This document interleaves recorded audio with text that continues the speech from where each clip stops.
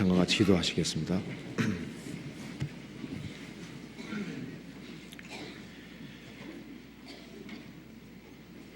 은혜와 사랑이 풍성하신 하나님 아버지, 많은 사람 중에서 복음으로 저희를 불러주시고 하나님 자녀로 삼아주신 것을 진심으로 감사합니다.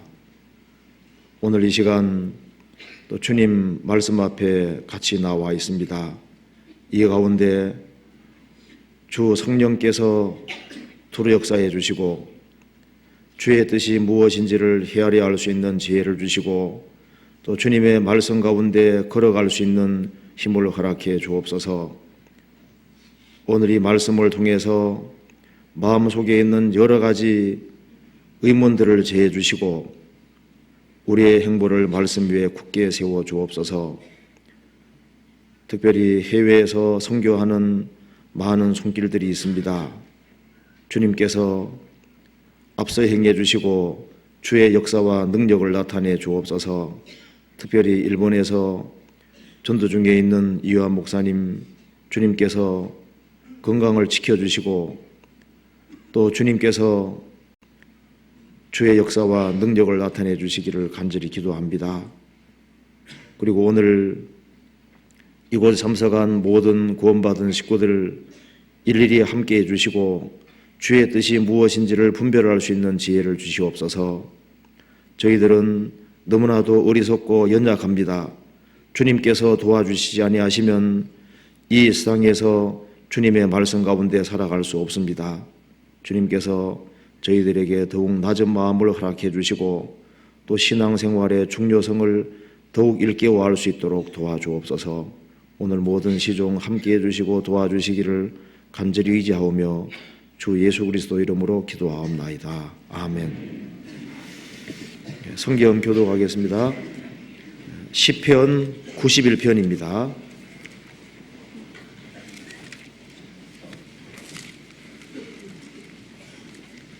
1절부터 끝절까지 같이 교독하겠습니다. 91편. 지존자의 은밀한 곳에 거하는 자는 전능하신 자의 그늘 아래 거하리로다. 내가 여호와를 가리켜 말하기를 저는 나의 피난처요 나의 요새요 나의 의리하는 하나님이라 하리니 이는 저가 너를 새 사냥꾼의 울무에서와 극한 연병에서 건지실 것이미로다. 저가 너를 그 깃으로 덮으시리니 내가 그 날개 아래 피하리로다. 그의 진실함은 방패와 손방패가 되나니 너는 밤에 놀램과 낮에 어르는 살과 흑암 중에 행하는 연병과 백주에 항백해 하는 파멸을 두려워 아니하리로다. 천인이 내 곁에서 만인이 내 우편에서 엎드러지나 이 재앙이 내게 가까이 못하리로다. 오직 너는 묵도하리니 악인의 보응이 내게 보이리로다. 내가 말하기를 여호와는 나의 피난처시라 하고 지존자로 거처를 삼았으므로 화가 내게 미치지 못하며 재앙이 내 장막이 가까이 오지 못하리니 저가 너를 위하여 그 사자들을 명하사 내 모든 길에 너를 지키게 하심이라. 저희가 그 손으로 너를 붙들어 발이 돌에 부딪히지 않게 하리로다. 내가 사자와 독사를 밟으며 젊은 사자와 뱀을 발로 누르리로다. 하나님이 가라사대 저가 나를 사랑한즉 내가 저를 건지리라. 저가 내 이름을 안즉 내가 저를 높이리라. 저가 내게 간구하리니 내가 응답하리라. 저희 환난 때에 내가 저와 함께하여 저를 건지고 영화롭게 하리라. 내가 장수함으로 저를 만족해 하며 나의 구원으로 보이리라 하시도다. 찬양대 찬송이 있겠습니다.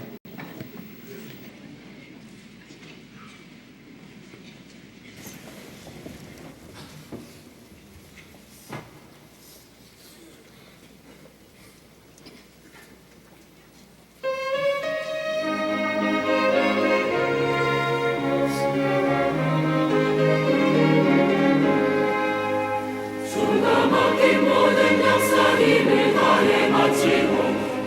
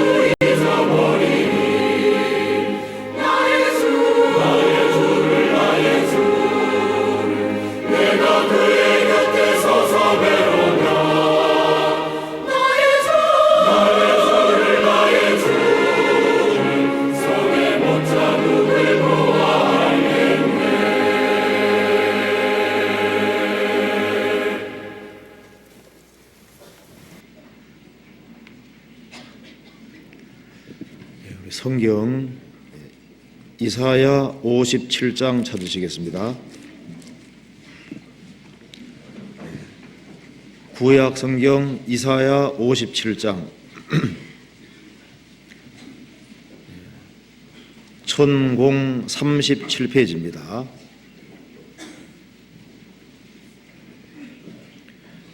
57장 15절입니다.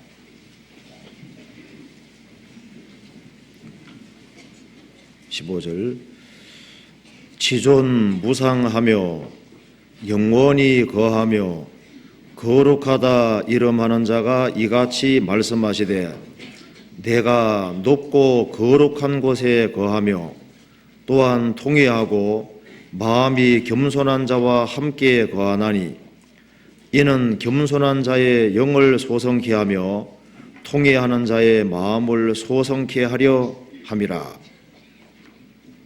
18절입니다. 내가 그 길을 보았은즉 그를 고쳐줄 것이라. 그를 인도하며 그와 그의 슬퍼하는 자에게 위로를 다시 얻게 하리라. 입술의 열매를 짓는 나 여호와가 말하노라. 먼 데 있는 자에게든지 가까운 데 있는 자에게든지 평강이 있을지어다. 평강이 있을지어다.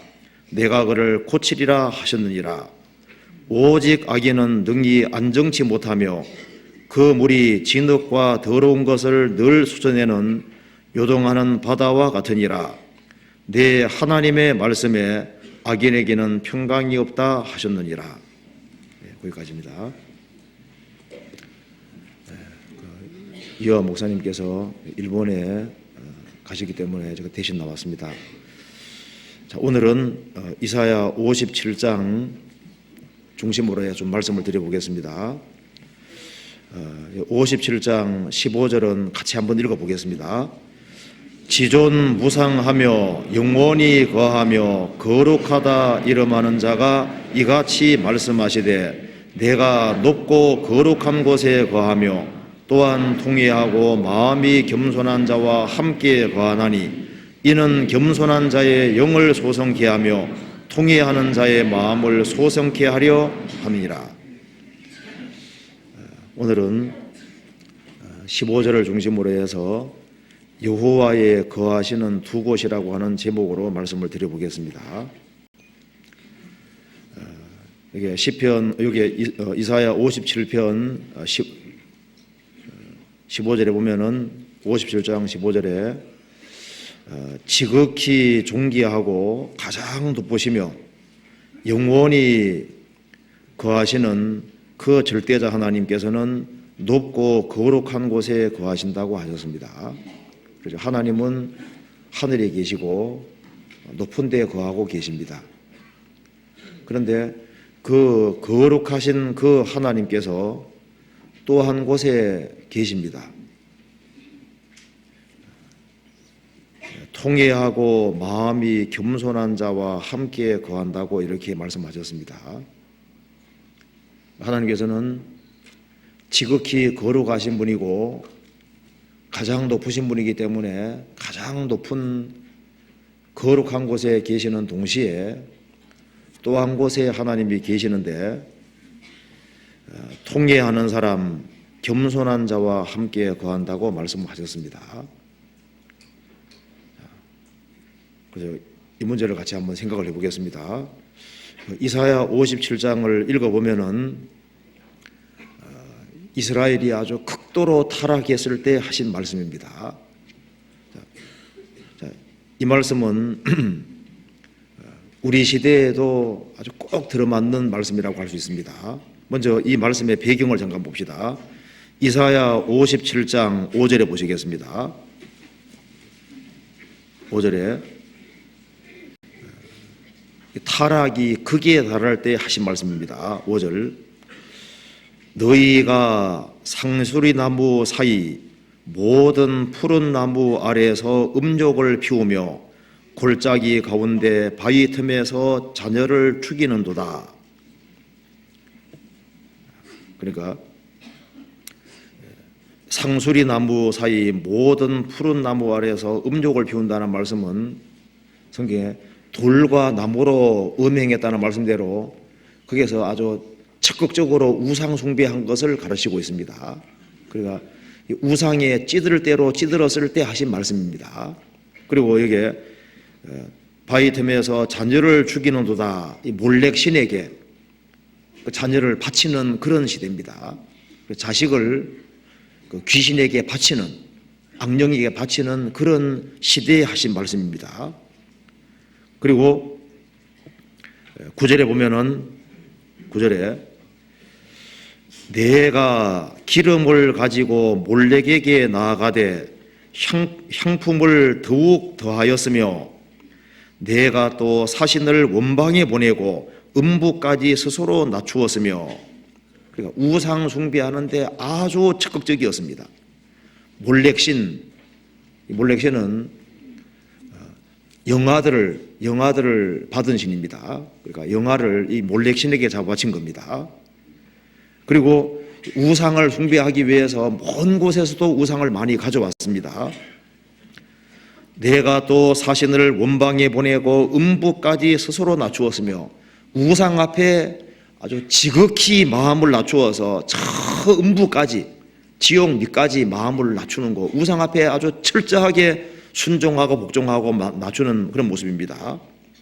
10절, 내가 길이 멀어서 피곤할지라도 헛되다 아니하면 내 심이 소성되었으므로 쇠약하여 가지 아니함이니라. 우상 숭배하는 데 아주 적극적이고 우상 숭배하는 데는 피곤하게 생각을 안 하는 그런 시대였습니다. 11절, 내가 누구를 두려워하며 누구로 하여 놀랍게 거짓을 말하며 나를 생각지 아니하며 이를 마음에 두지 아니하였느냐. 내가 나를 경외치 아니하면 내가 오랫동안 잠잠함을 인함이 아니냐. 하나님 백성이라고 하는 이스라엘 백성들이 거짓을 말하고 하나님을 마음에 두지 아니하고 하나님과 하나님의 관계된 것을 마음에 두지 아니하고 아주 담대하게 악을 행했습니다. 그리고 17절에 보면은 그의 탐심의 죄악을 인하여 내가 노하여 그를 쳤으며 또 내 얼굴을 가리우고 노하였으나 그가 오히려 피역하여 자기 마음의 길로 행하도다. 멋대로 살아가는 시대입니다. 그리고 20절에 말씀하기를 이들을 악인이라고 얘기했습니다. 오직 악인은 능히 안정치 못하고 그 물이 더러운 것과 진흙과 더러운 것을 늘 수쳐내는 요동하는 바다와 같으니라. 내 하나님의 말씀에 악인에게는 평강이 없다 하셨느니라. 그러니까 이 시대가 어떤 시대인지 알 수 있겠죠. 1절에는 의인이 죽을지라도 마음에 두지 않았다고 했습니다. 그러니까 하나님에 대해서 아주 무관심한 시대, 철저하게 우상 숭배하던 시대, 심지어 자식까지 바치는 그 시대입니다. 우상에 대해서 아주 열심히 할 때, 그때 하신 말씀입니다. 타락할 대로 타락한 시대임에도 불구하고 하나님께서 초청하고 있는 말씀인 겁니다. 비록 인간이 너무나도 타락했다 할지라도 하나님께서 인간이 구원받을 길을 준비해 주신 겁니다. 14절에 장차 말하기를 도두고 도두어 길을 수축하여 내 백성의 길에서 거치는 것을 제하여 버리라 하리라. 이것이 바로 십자가 사건입니다. 장차 말하기를, 장차는 바로 예수님이 오실 때를 가르치고 있습니다. 도두어 길을 수축하여 내 백성의 길에서 거치는 것을 제하여 버리라. 비록 인생이 타락했지만 인간이 하나님께 나아올 수 있는 길을 하나님께서 열어주셔서 백성들이 하나님께 나아오는데 장애되는 것을 싹 제거하시고 평지를 만들어 주신 겁니다.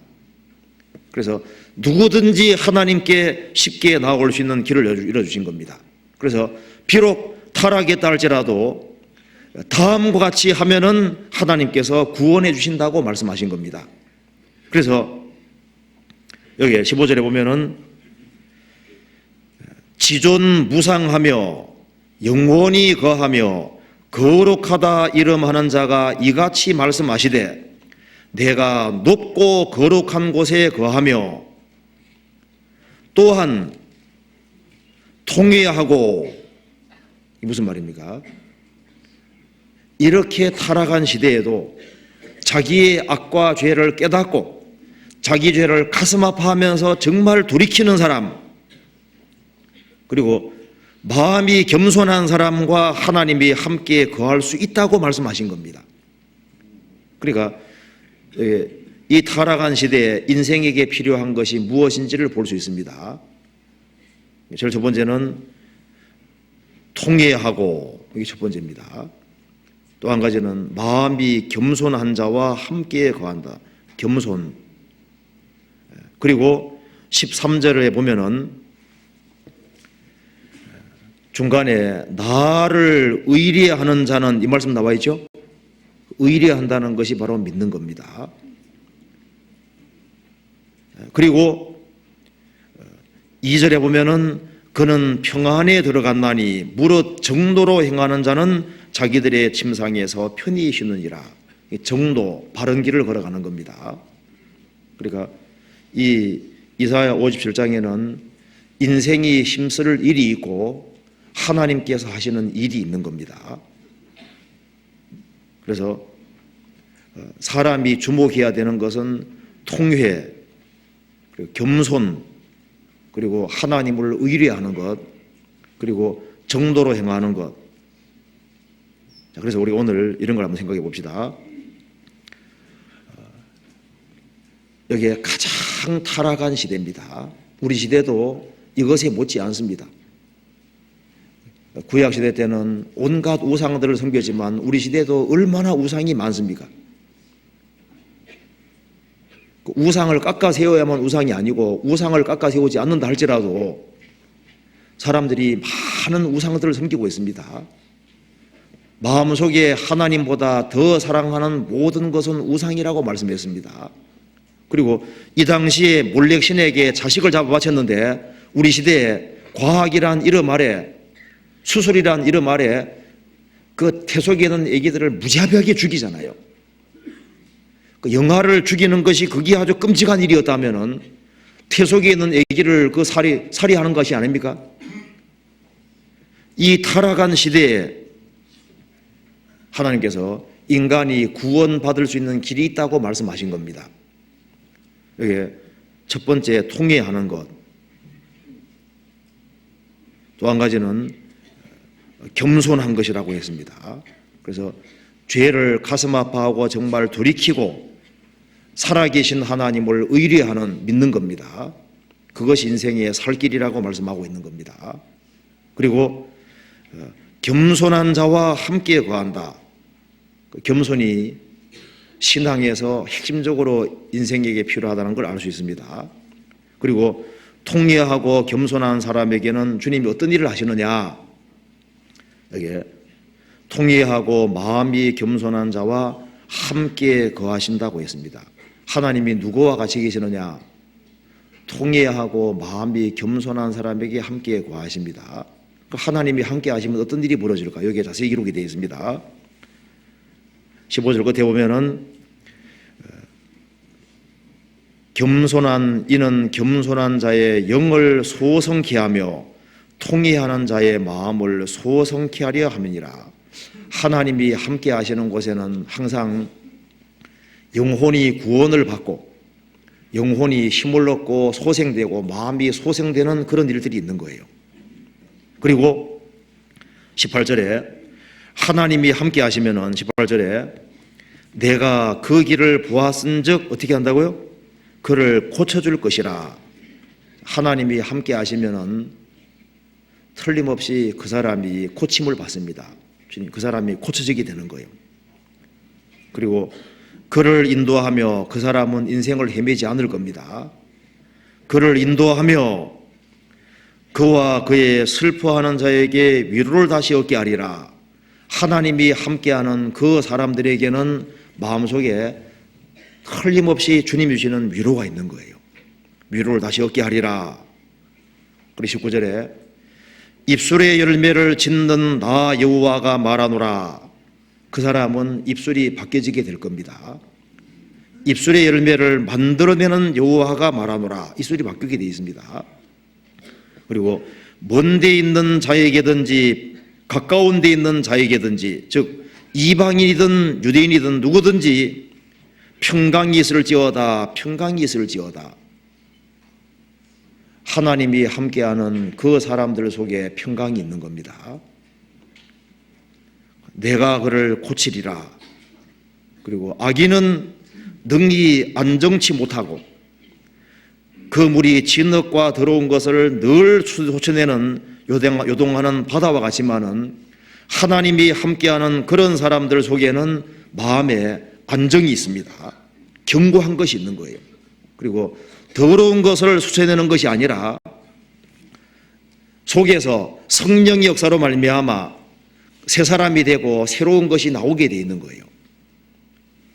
그뿐 아니라 장래에는 어떤 일이 벌어지느냐. 13절에 말한 대로 나를 의리하는 자는 땅을 차지하겠고 나의 거룩한 산을 기업으로 얻으리라. 하나님이 함께하는 그 사람은 장차 무엇을 얻느냐? 땅을 차지할 것이다. 크리스찬들은 궁극적으로 새 하늘과 새 땅을 차지하고 천국에서 상상할 수 없는 그런 기업을 얻게 되는 겁니다. 그리고 그 사람은 언제 죽음을 건너가더라도 2절에 말한 대로 그는 평안에 들어갈 것이다. 영원한 천국에서 평안히 쉬고 안식하는 그 세계로 들어가게 되는 겁니다. 이 본문에서 사람이 힘쓸 것이 무엇인지를 알 수 있습니다.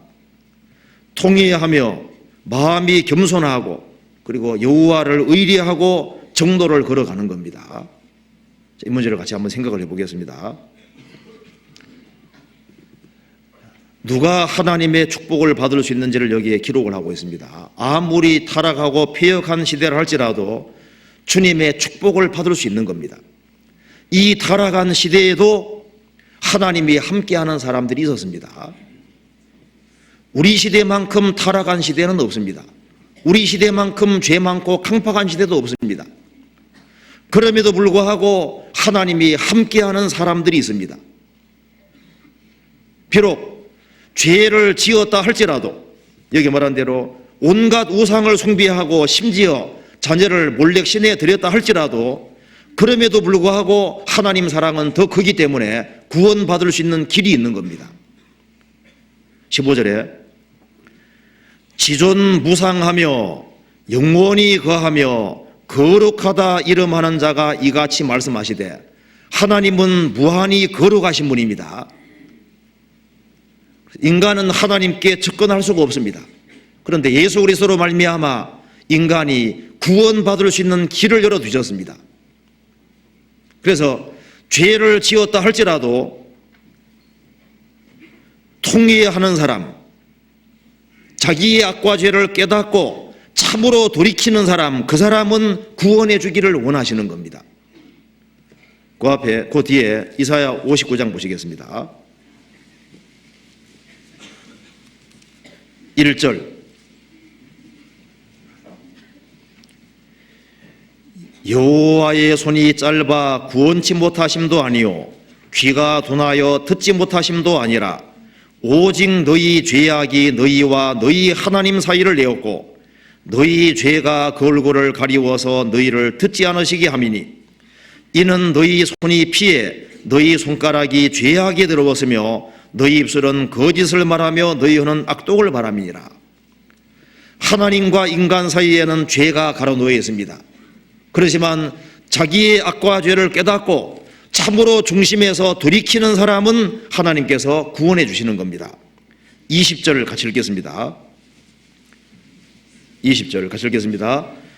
여호와께서 가라사대 구속자가 시온에 임하며 야곱 중에 죄가를 떠나는 자에게 임하리라.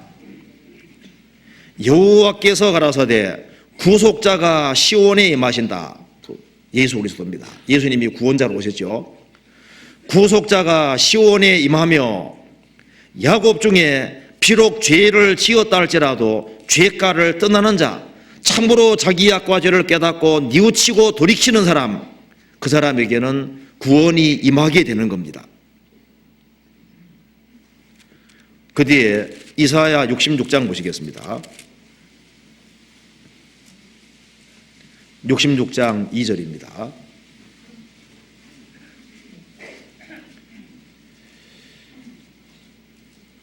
나 여호와가 말하노라. 나의 손이 이 모든 것을 지어서 다 이루었느니라. 그 다음 같이 읽겠습니다. 물은 마음이 가난하고 심령에 통해하며 나의 말을 인하여 떠는 자 그 사람은 내가 곤고하려니와. 하나님은 천지를 창조하신 하나님이십니다. 어떤 사람을 구원하시느냐, 이게 말한 대로 물은 마음이 가난하고 심령에 통해하는 사람, 이 말씀하고 똑같은 것이 마태복음 5장입니다. 심령이 가난한 자는 복이 있나니 천국이 저희 것이며 애통하는 자는 복이 있나니 저희가 위로를 받을 것이며. 이게 통해한다는 말이나 애통한다 똑같은 말입니다. 물은 마음이 가난하고, 대체로 마음이 가난한 사람이 겸손합니다. 물은 마음이 가난하고 심령에, 형식적으로 말고 심령에 중심으로 죄를 가슴 아파하고 돌이키는 사람. 그래서 심령이 가난한 자는 복이 있나니 천국이 저희 것이며 애통하는 자는 복이 있나니 저희가 위로를 받을 것이며. 비록 죄를 지었을지라도 죄를 애통하게 생각을 하고 정말 죄에서 뉘우치고 돌이키는 사람 있죠. 그 사람은 주님의 공로가 있기 때문에 주님께서 무조건 구원해 주시는 겁니다. 심령에 통해하며 나의 말을 인하여 떠는 자, 하나님 말씀을 두려워 떠는 자, 그 사람은 내가 곤고하려니와. 하나님이 돌보아 주시고 구원하신다는 겁니다. 우리 시대에 왜 사람들이 구원받지 못하냐면 회개치 않기 때문입니다. 비록 죄를 지었을지라도 자기의 악과 죄를 참으로 깨닫고 돌이키는 사람은 구원을 받을 수 있습니다. 시편 34편 보시겠습니다.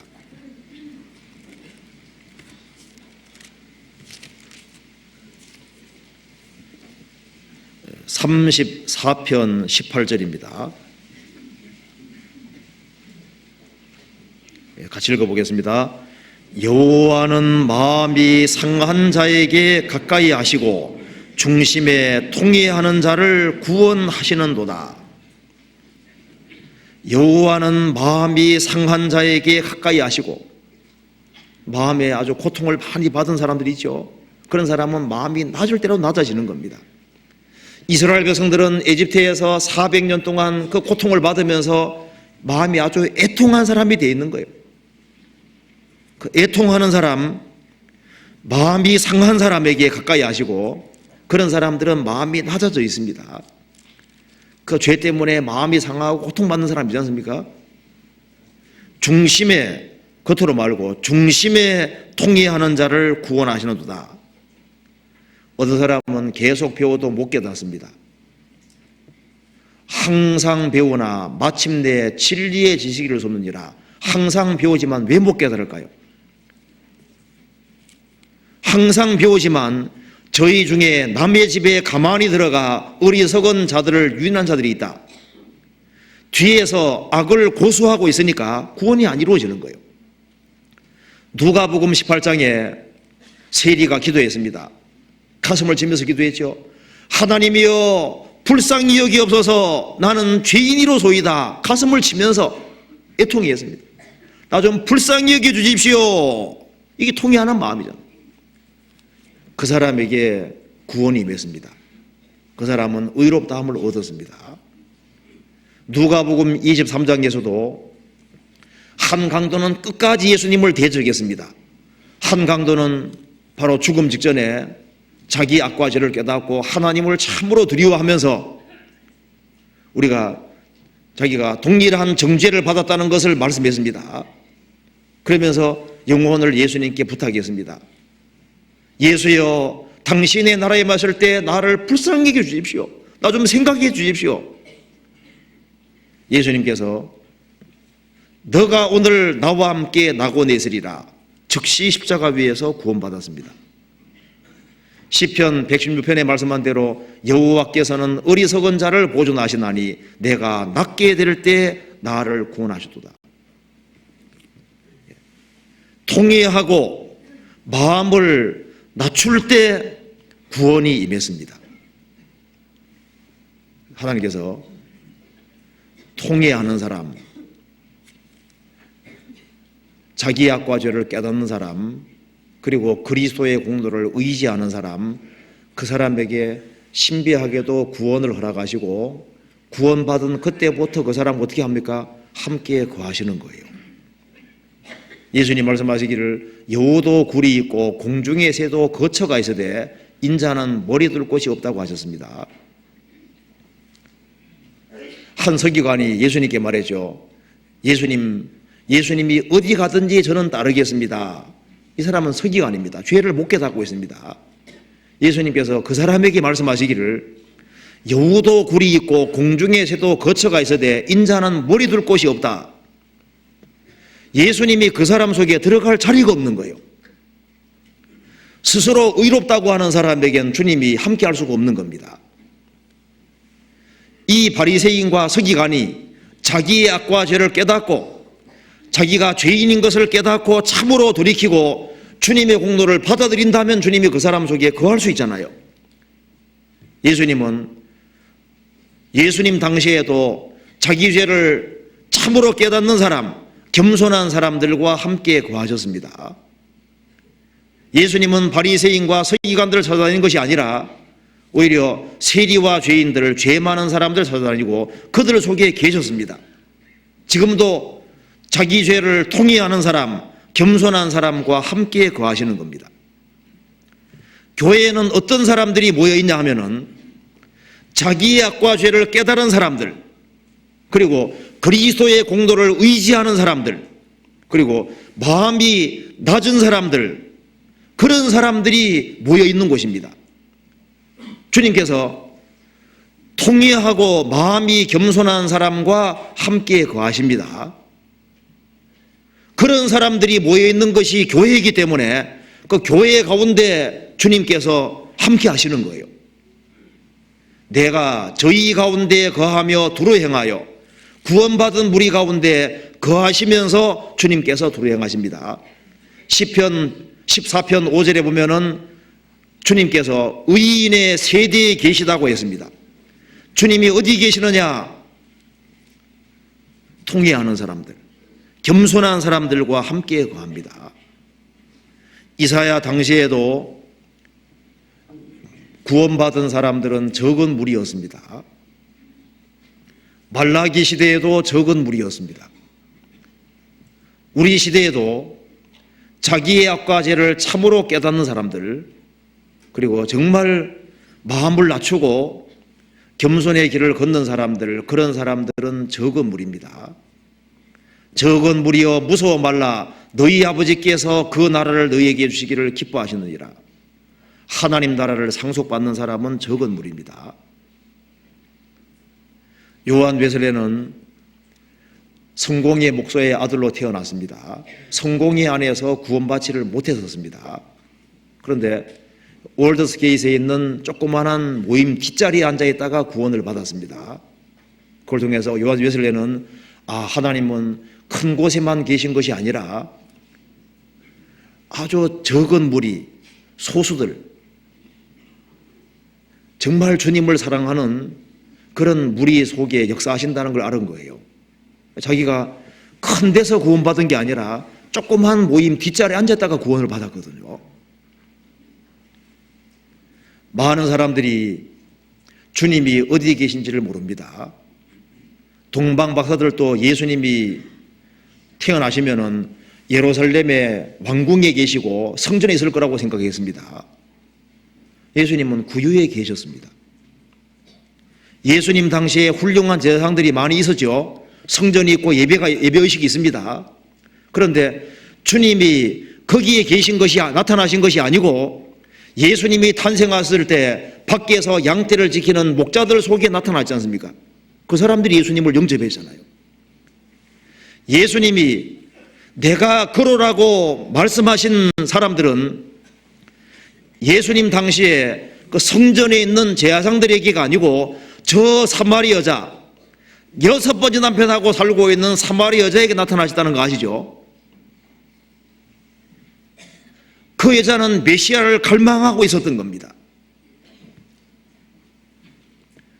주님이 어디 계시느냐?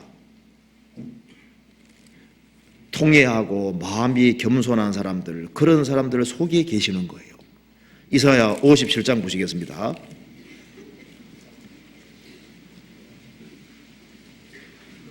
이사야 57장 15절. 자, 주님은 구원하실 뿐 아니라 소성케 하십니다. 15절에 지존무상하며 영원히 거하며 거룩하다 이름하는 자가 이같이 말씀하시되 내가 높고 거룩한 곳에 거하며 또한 통회하고 마음이 겸손한 자와 함께 거하나니 이는 겸손한 자의 영을 소성케 하며 통회하는 자의 마음을 소성케 하려 함이니라. 자, 구원받은 이후에 영혼이 소성케 되고, 소성이라는 것은 병자가 힘을 얻는 겁니다. 회복이 되는 거예요. 어떻게 신앙이 회복되느냐? 어떻게 신앙을 힘차게 살 수 있느냐? 겸손한 자의 영을 소성케 하십니다. 그리고 통회하는 사람의 마음을 소성케 하십니다. 자, 구원받은 이후에도 하나님께서 어떤 사람의 영혼과 마음을 소성케 하시고 힘을 주실까요? 죄를 고집하는 사람, 강팍한 사람은 소성이 뭔지를 알 수가 없어요. 구원받고 난 이후에도 죄에서 정말 돌이키는 사람, 자기의 죄를 정말 가슴 아파하고 슬퍼하고 돌이키는 사람, 그런 사람 영혼을 주님께서 소성하게 만드시는 거예요. 다윗이 살인죄와 간음죄를 짓고 난 이후에 구원의 즐거움이 깨져버렸습니다. 다윗은 죄에서 철저하게 돌이켰습니다. 그러니까 하나님께서 어떻게 하셨습니까? 다시 그 사람을 회복시켜 주신 거예요. 시편 51편 보시겠습니다.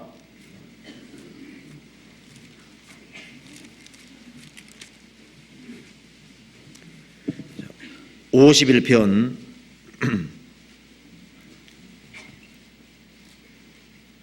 10절.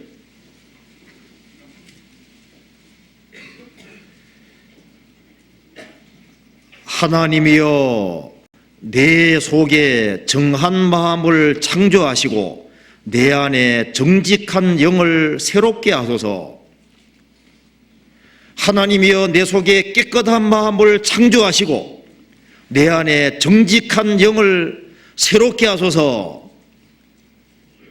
어떤 사람을 주님께서 새롭게 해주시느냐 하면은 구원받고 난 이후에도 죄를 지었을지라도 죄를 자복하고 버리는 사람, 죄를 가슴 아파하고 정말 돌이키는 사람, 그 사람 영혼을 주님께서 새롭게 하시는 겁니다. 12절 주의 구원의 즐거움을 내게 회복시키시고 자원하는 심령을 주사 나를 붙들어서 그러하면 내가 범죄자에게 주의 도를 가르치리니 죄인들이 죽게 돌아오리이다. 주의 구원의 즐거움이 회복이 되기 위해서는 죄를 버려야 됩니다.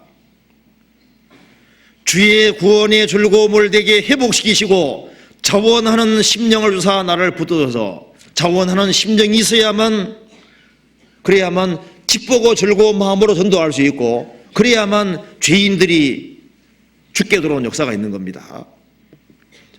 17절, 18절, 17절을 같이 읽어봅시다. 16절, 17절 같이 읽읍시다. 주는 제사를 즐겨 아니하시나니 그렇지 않으면 내가 드렸을 것이라. 주는 번제를 기뻐 아니하시나이다. 하나님의 구하시는 제사는 상한 심정이라. 하나님이여 상하고 통회하는 마음을 주께서 멸시치 아니하시리이다. 비록 다윗이 죄를 지었지만은 자기 죄를 정말 가슴 아파하고 다윗은 철저하게 죄에서 돌이켰습니다. 하나님의 구하시는 제사는 상한 심정이라. 하나님이여 상하고 통회하는 마음을 주께서 멸시치 아니하시리이다. 비록 큰 죄를 지었다 할지라도 다윗처럼 정말 돌이키는 사람은 하나님께서 그 사람을 멸시치 아니하시고 그 사람을 회복시켜 주시고 그 사람을 새롭게 만들어 주시고 구원의 즐거움을 회복시켜 주시는 거예요. 시편 5편에 말한 대로 하나님은 죄악을 기뻐하는 신이 아닙니다. 하나님은 거룩하신 분입니다. 그 죄를 기뻐하는 분이 아니기 때문에 죄를 고집하면은 그 통회하는 마음을 갖지 않고 죄에서 뉘우치지 않고 돌이키지 아니하면은 그 사람 마음은 항상 어둠입니다. 그 사람은 영혼이 새롭게 되지를 못하는 거예요. 영혼이 새롭게 되기 위해서는 죄를 가슴 아파하고 돌이켜야 되는 겁니다. 또한 하나님께서는 겸손하신 분입니다. 하나님은 거룩하신 분이기 때문에 죄를 미워하시고 또 하나님은 겸손하신 분이기 때문에 우리 쪽에서는 하나님은 거룩하시니까 우리가 죄를 깨달을 때 정말 그 죄를 미워하고 돌이키고 싫어하는 마음을 갖는 것이 당연한 겁니다. 또한 하나님은 겸손하신 분이기 때문에 우리는 마음을 낮춰야 되는 겁니다. 하나님은 겸손한 사람과 함께 하시기 때문에 구원받고 난 이후에도 마음을 낮춰야 됩니다. 그렇지 아니하면은 주님이 함께 할 수가 없는 거예요. 인생이 하나님 앞에 얼만큼 마음을 낮춰야 될까요? 우리는 인생입니다. 살아계신 하나님 앞에서 하나님의 도움이 없이는 단 한순간도 살 수 없는 인생입니다. 어떤 글에 보니까 이런 말이 나옵니다. 우리 아버지는 아담이었고 우리 할아버지는 흙이었고 우리 증조 할아버지는 무였다. 그렇죠. 우리는 없었다가 생겼지 않습니까? 하나님은 원래 계시는 분이고 아담은 흙덩어리인데 하나님의 생명 집어넣었잖아요. 그렇죠. 우리는 하나님 없으면 아무것도 아닙니다. 우리는 살아계신 하나님 앞에서 정말 벌레만도 못한 너무나도 작은 존재입니다. 그래서 어떤 사람은 사람 앞에서는 겸손한데 하나님 앞에서는 겸손하지 않은 사람이 있습니다. 하나님 앞에서는 강팍한 사람이 있어요. 집회하다 보면 느끼잖아요. 사람 앞에서는 그렇게 아주 상냥한데 하나님과 하나님 말씀 앞에서는 아주 강팍합니다. 구원이 안 이루어져요. 어떤 사람은 막 굉장히 우악스럽게 생겼는데 하나님 말씀 앞에는 그렇지 않아요. 구원 받잖아요. 하나님 앞에 마음 낮춰야 됩니다. 그러니까 성경에서 말씀하기를 통회하고 마음이 겸손한 사람과 함께 거하는 거예요. 그러면 어떤 사람이 겸손한 마음을 유지할 수 있을까요? 좀 중요한 문제가 되잖아요. 신앙생활이 마음이 새롭게 되고 영혼이 새롭게 되고 힘을 얻기 위해서 출발점이 성경에서 말씀하기를 겸손한 사람, 그 사람과 함께 한다고 하시죠. 마음 낮추는 것이 없이는 영혼이 회복이 되는 것도 없습니다. 왜 영혼이 회복이 안 될까요? 성경에서는 겸손한 자의 영을, 겸손한 자의 마음을 소성케 한다고 하셨습니다. 우리가 이제 신앙생활을 하면 할수록 마음 낮추는 것이 중요하다, 그걸 더욱 느끼게 됩니다. 어떤 사람이 아우구스티노스에게 물었습니다. 신앙의 비결이 무엇입니까? 겸손입니다. 두 번째는요? 두 번째도 겸손입니다. 세 번째는요? 세 번째도 겸손입니다. 어떤 사람이 겸손 유지할 수 있을까요? 성경 신명기 찾아봅시다. 신명기 17장.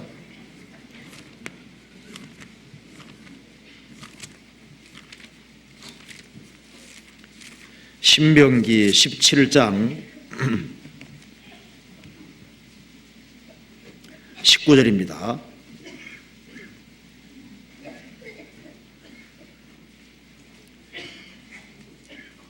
평생에 자기 옆에 두고 읽어서 그 하나님 여호와 경외하기를 배우며 이 율법의 모든 말과 이 규례를 지켜 행할 것이라. 그리하면 그의 마음이 그 형제 위에 교만치 아니하고 이 명령에 떠나 좌로노로나 치우치지 아니하리니. 자, 이 말씀 보면은 평생에 자기 옆에 두고 읽어서 그 하나님 여호와 경외하기를 배우며 이 율법의 모든 말씀과 이 규례를 지켜 행할 것이라. 그리하면 그의 마음이 그 형제 위에 교만치 아니하고. 평생에 자기 옆에 두고 읽고 이 성경 배우는 속에서 하나님 경외하기를 배우고 이 말씀대로 살기를 갈망하는 사람들, 그런 사람은 마음을 낮추도록 되어 있습니다. 성경을 가까이 하면 성경은 사람이 교만하는 것을 막는 역할을 하는 거예요. 성경을 멀리하면 자기도 모르게 교만해집니다. 성경을 열심히 배우는 사람들은 성경이 그 사람 마음을 자꾸 낮추는 일을 하시는 거예요. 자기 연약을 깨닫게 해주십니다. 성경 디모데전서 6장 보시겠습니다.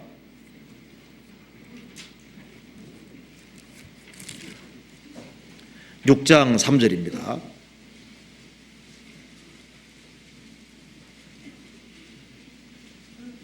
6장 3절.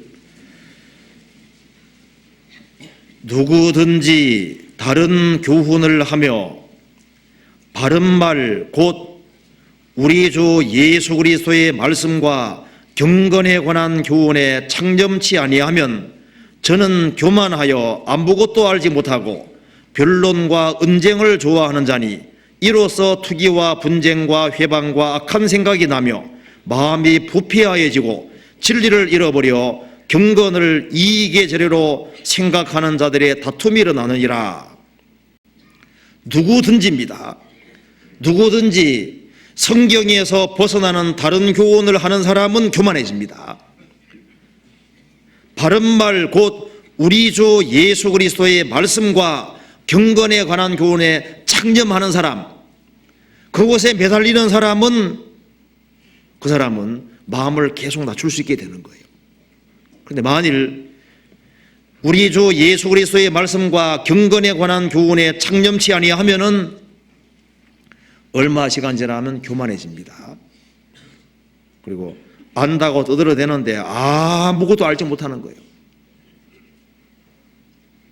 그리고 변론과 언쟁을 좋아하게 되고 이로써 투기와 분쟁과 해방과 악한 생각이 나고 나중에는 마음이 부패하여지고 진리를 잃어버리고 경건을 이익의 재료로 생각하고 그래서 많은 다툼과 문제가 생기게 되어 있습니다.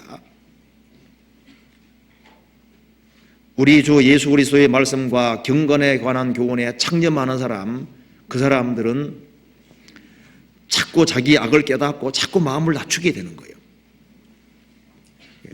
주님 앞에 무릎을 꿇는 것이, 주님 앞에 무릎을 꿇는 사람, 그 사람은 하나님께서 안아주시고, 그리고 그 사람 마음을 자꾸 낮추도록 도와주실 겁니다. 하나님께 쓰임받은 사람 치고 마음을 안 낮추는 사람이 없잖아요. 아브라함은 말하기를 티끌과 같은 나라고 했습니다.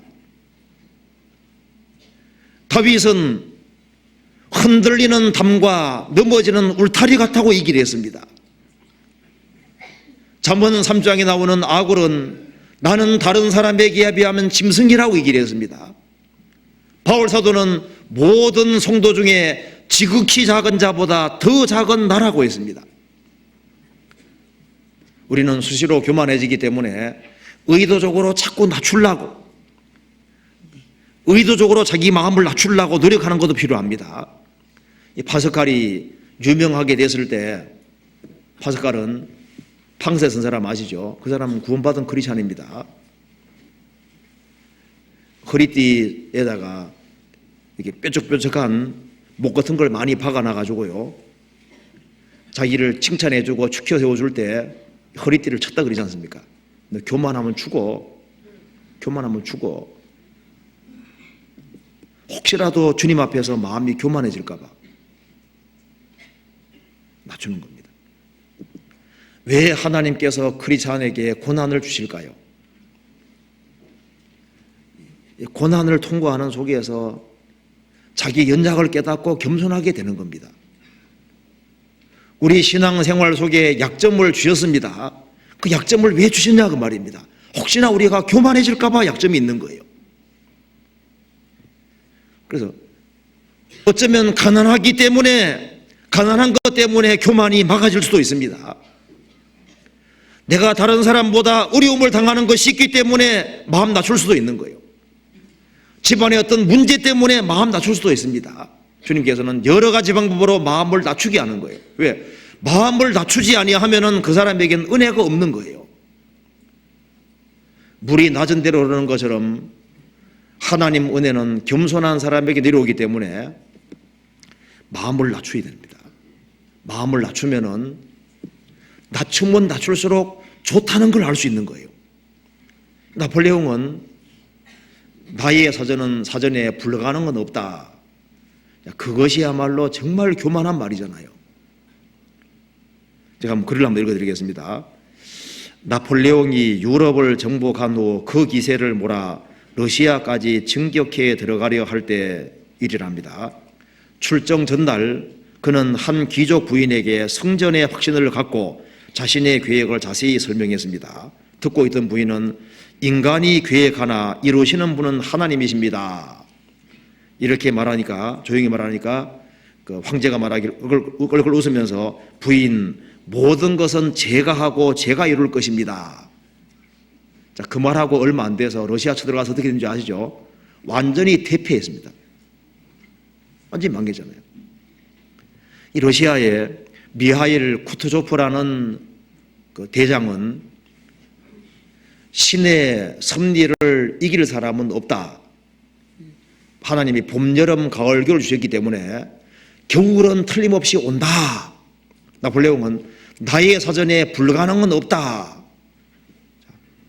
나폴레옹은 나는 뭐든지 할 수 있다. 그랬고 러시아 장군은 나폴레옹이 아무리 용맹하다 할지라도, 그렇다고 할지라도 하나님은 못 이긴다. 하나님은 봄, 여름, 가을, 겨울 주셨기 때문에 겨울은 반드시 온다. 그래서 후퇴후퇴를 거듭하지 않습니까? 식량을 불태우면서 마침내 눈보라가 치고, 그래서 겨울이 밀어닥쳐가지고 어떻게 됐습니까? 완전히 망했잖아요. 한쪽에는 자기 힘을 믿고 한쪽에는 하나님의 섭리를 믿는 겁니다. 겨울은 반드시 온다. 인간은 하나님 못 이깁니다. 교만해서 망한 거예요. 구원받을 때도 우리가 마음을 낮추어서 구원받았습니다. 구원받고 난 이후에도 마음을 낮추는 사람, 그 사람 마음을 주님께서 소성케 하시는 거예요. 겸손한 마음이 있는 사람, 낮은 마음이 있는 사람, 그 사람 영혼을 소성케 하시는 겁니다. 성경 시편 19편에 보시겠습니다.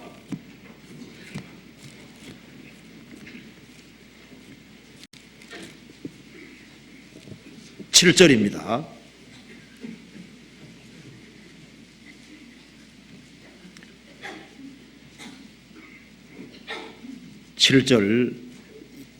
여호와의 율법은 완전하여 영혼을 소성케 하고 여호와의 증거는 확실하여 우둔한 자로 지혜롭게 하며 여호와의 교훈은 정직하여 마음을 기쁘게 하고 여호와의 계명은 순결하여 눈을 밝게 하도다. 여호와를 경외하는 도는 정결하여 영혼까지 이루고 여호와의 규례는 확실하여 다 의로우니 금곤 많은 정금보다 더 사모할 것이며 꿀과 송이꿀보다 더 달도다. 하나님의 말씀은 완전합니다. 어떤 영혼이든지 소성케 하고 힘을 줄 수가 있습니다. 그런데 왜 내가 힘을 받지 못하냐 그 말입니다. 이유는 마음이 높은 거예요. 죄를 뉘우치지 아니하고 그리고 마음을 낮추지 않기 때문에 영혼이 소성케 안 되는 겁니다. 여호와 율법은 완전하여 영혼을 소성케 하고 힘을 주십니다. 여호와의 증거는 확실하여 우둔한 자로 지혜롭게 합니다. 성경은 정답입니다. 여호와의 교훈은 정직하여 마음을 기쁘게 하고 여호와의 계명은 순결하여 눈을 밝게 하도다. 여호와를 경외하는 도는 정결하여 영혼까지 이르고 여호와의 규례는 확실하여 다 의로우니. 마음을 낮추는 사람은 하나님께서 영혼을 소성케 하고 힘을 주신다는 것을 분명히 깨달아 알 수 있습니다. 시편 119편 보시겠습니다. 25절을 같이 읽겠습니다. 119편 25절 같이 읽겠습니다. 내 영혼이 진토에 붙어 싸우니 주의 말씀대로 나를 소성케 하소서. 이 시편 기자가 너무 속상해서 하는 얘기입니다. 내 영혼이 진토에, 진토가 먼지입니다.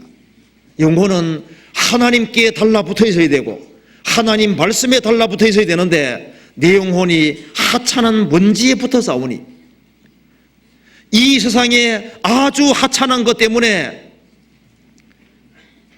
그것 때문에 마음이 왔다 갔다 하고 영혼이 먼지에 달라붙어 싸우니 하나님 주의 말씀대로 나를 소성케 하시고 내 영혼에게 힘을 주셔서 하나님께 딱 달라붙을 수 있도록 도와주십시오.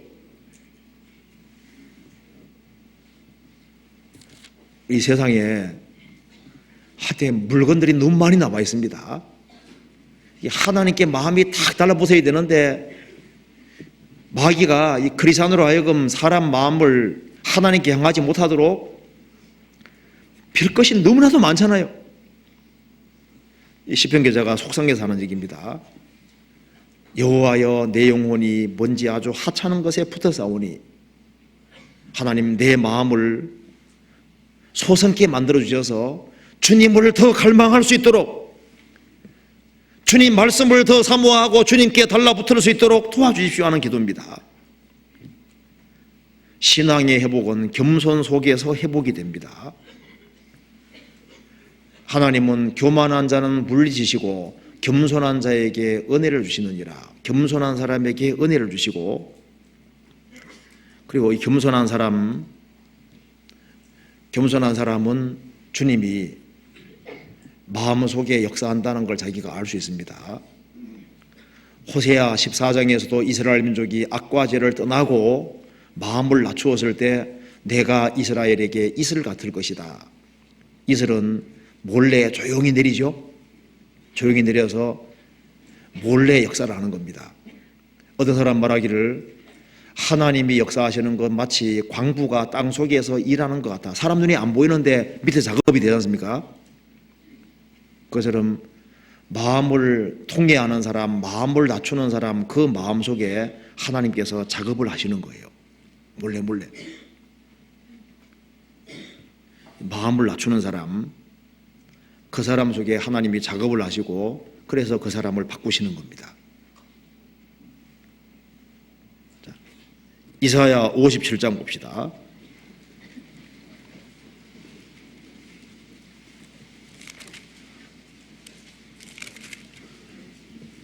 57장 15절.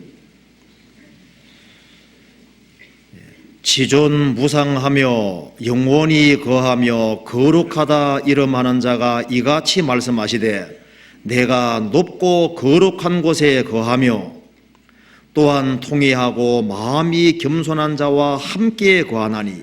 하나님이 함께 거하시면은 하나님이 일을 안 하실까요? 하시죠. 하나님이 함께 하시면은 그 사람 영혼 속에 틀림없이 작업을 하실 겁니다. 그리고 이는 하나님이 함께 하시면은 이는 겸손한 자의 영을 소성케 하며 겸손한 자의 마음을 통회하는 자의 마음을 소성케 하리 하심이니라. 하나님께서 하나님의 사랑을 부어주시고 하나님 은혜를 깨닫게 도와주십니다. 우리가 구원받을 때도 예수님의 보혈을 깨닫게 도와주셨잖아요. 십자가 사랑을 깨닫게 도와주셨습니다. 구원받은 이후에도 마음을 참으로 낮추는 사람, 그 사람에게 다시 보혈의 능력을 알게 해주시고 주님의 사랑을 일깨워 주시고 주님이 우리를 어떠한 사랑으로 사랑하셨는지를 깨닫게 도와주시잖아요. 주님의 십자가 사랑으로 우리 마음을 소성케 하시는 겁니다. 주님 함께 하시면은 어떤 일이 벌어지는지 봅시다. 18절에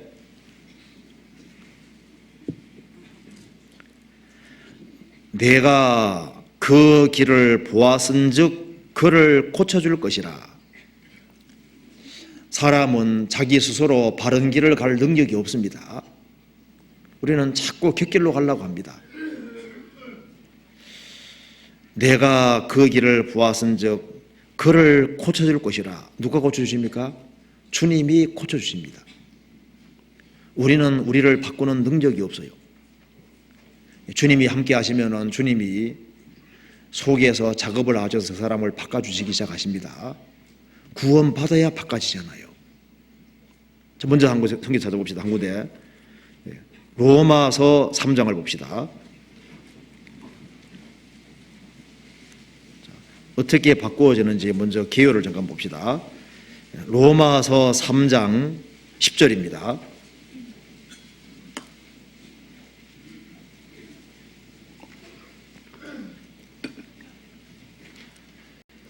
기록한 바 의인은 없나니 하나도 없으며 깨닫는 자도 없고 하나님을 찾는 자도 없고 다 치우쳐 한 가지로 무익하게 되고 선을 행하는 자는 없나니 하나도 없도다. 저희 목구멍은 열린 무덤이요 그 혀로는 속임을 베풀며 그 입술에는 독사의 독이 있고 그 입에는 저주와 악독이 가득하고 그 발은 피 흘리는 데 빠른지라. 파멸과 고생이 그 길에 있어 평강의 길을 알지 못하였고 저희 눈앞에 하나님을 두려워함이 없느니라 함과 같으니라. 이것이 구원받기 전에 우리의 모습입니다. 의인은 없나니 하나도 없다.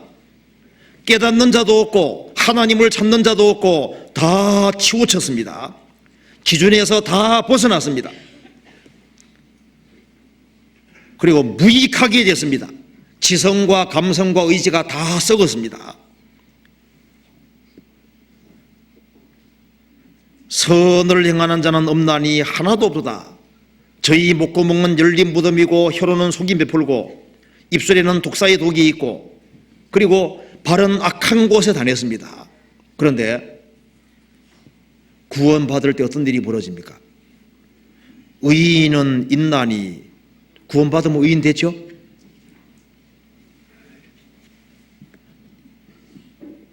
구원받으면은 24절에 말한 대로 값없이 의롭다 하심을 얻은 자 되었느니라. 의인이 되면은 그 사람 속에 성령이 역사를 하시지 않습니까? 구원받으면은 의인이 되고 11절에 의인이 되면은 깨닫는 자도 없고, 자, 신비하게도 이제 신령한 것이 깨달아지기 시작합니다. 그렇죠? 구원받기 전에는요, 성경이 재미가 없어요. 구원받고 나면은 찬송가가 이해되는 게 신기하죠. 성경이 이해되기 시작하는 게 신기하죠. 구원받아야지 깨달음이 생깁니다. 깨닫는 자도 없고 구원받으면 깨달음이 시작됩니다.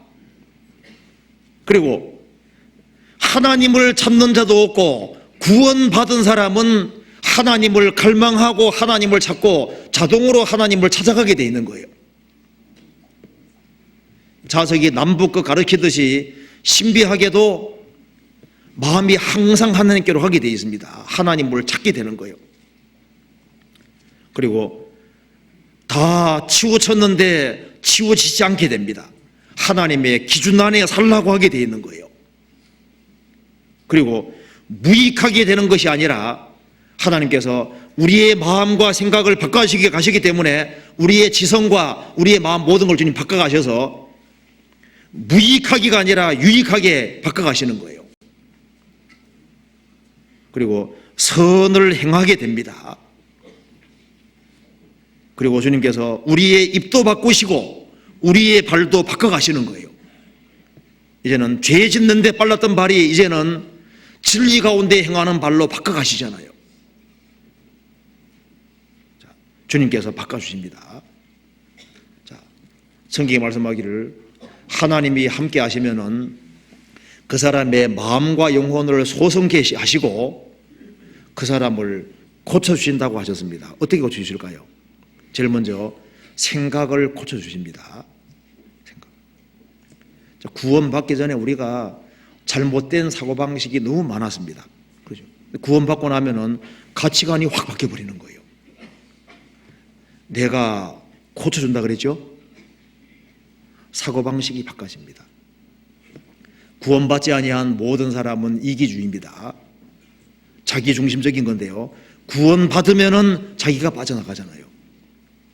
구원받은 사람은 주와 판자는 한정이 되고 하나님 중심이 되게 되어 있습니다. 그래서 구원받고 나면은 하나님은 첫 번째, 이웃은 두 번째, 자기는 세 번째로 내가 중심이었는데 이제 하나님 중심으로 다 기본적으로 바뀌게 되어 있는 거예요. 그래서 구원받은 사람은 하나님 영광을 위해 살아야 된다는 것이 자연스러운 것이 되는 겁니다.